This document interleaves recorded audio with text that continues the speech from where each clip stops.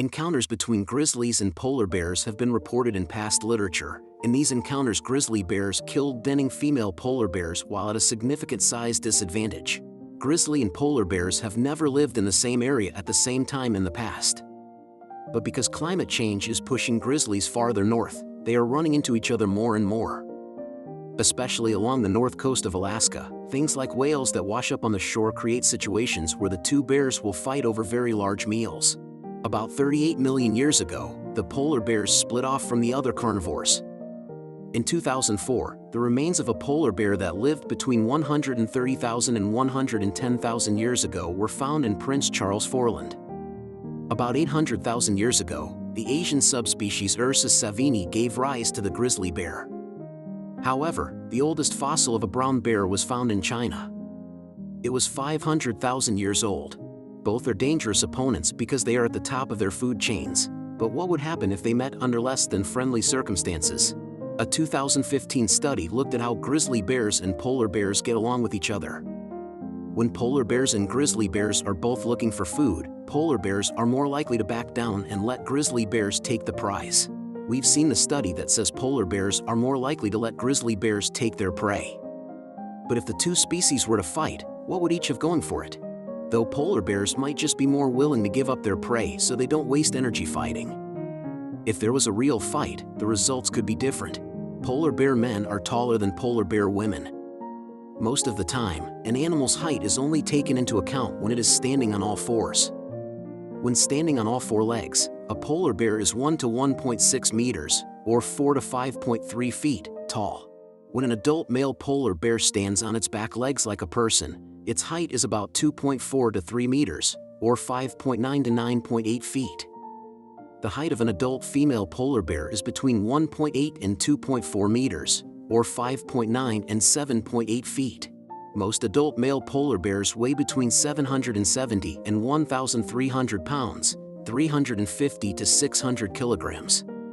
The heaviest bear ever seen was a 12-foot-tall Alaskan bear that was killed in 1960. It weighed 2,210 pounds, 1,000 kilograms. Polar Bears International says that females weigh 330 to 650 pounds, 150 to 295 kilograms, which is half as much as males.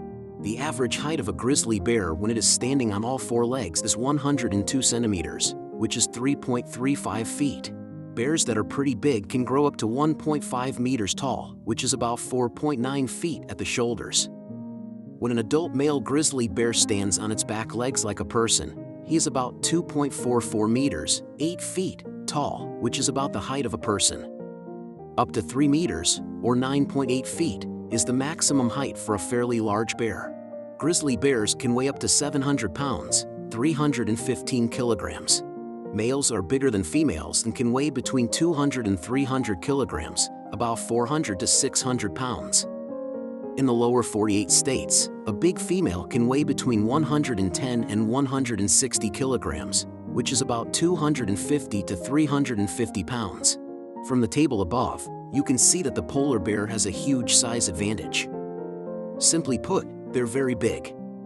They are the right size and weight to survive the harsh winters in the Arctic because they are so big and heavy. Because they are so big, their paws need to be big as well. Their paws also help them swim very well because they work like flippers and help them move forward as they hunt aquatic prey. The paw of a polar bear is 30 centimeters, 12 inches wide, which is almost 4 times as big as a human paw.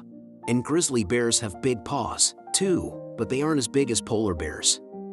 The front feet can be up to 5 inches wide and 7 inches long, and the back feet can be up to 6 inches wide and 11 inches long. The polar bear's claw is more designed to help it grip the snow and grab seals, which make up most of its diet.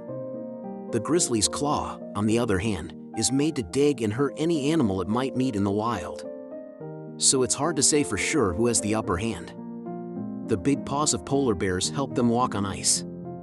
Their claws get shorter and sharper because of this. If they were to fight with their claws, the brown bear would probably have the upper hand because its claws are better at swiping. If a fight between grizzlies and polar bears turned into wrestling, the polar bears might have the upper hand. Polar bear males tend to wrestle and bite each other's necks when they fight, whether it's for fun or not.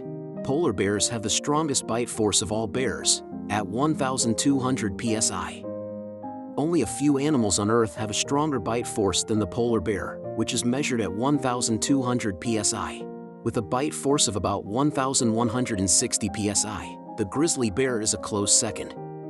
It is just a few places below the polar bear on the list. What do these numbers mean, though? In more practical terms, these animals can easily bite through a cast iron pan, cinder block, or even a bowling ball. Think about what would happen to you. When it comes to mouth size and bite force, the polar bear has the upper hand. Not only is their mouth much bigger than the grizzlies, but their teeth are also better at killing than the grizzlies. As we've already said, a grizzly bear's claws are its most powerful weapons. Since the grizzly's diet is more varied than that of the polar bear, it has more rounded molars. This helps it break down plant food when it doesn't have any live prey. In the past, grizzlies and polar bears have come into contact with each other. In these cases, grizzly bears killed pregnant female polar bears even though they were much smaller. So it's hard to say for sure who will win. What's your opinion?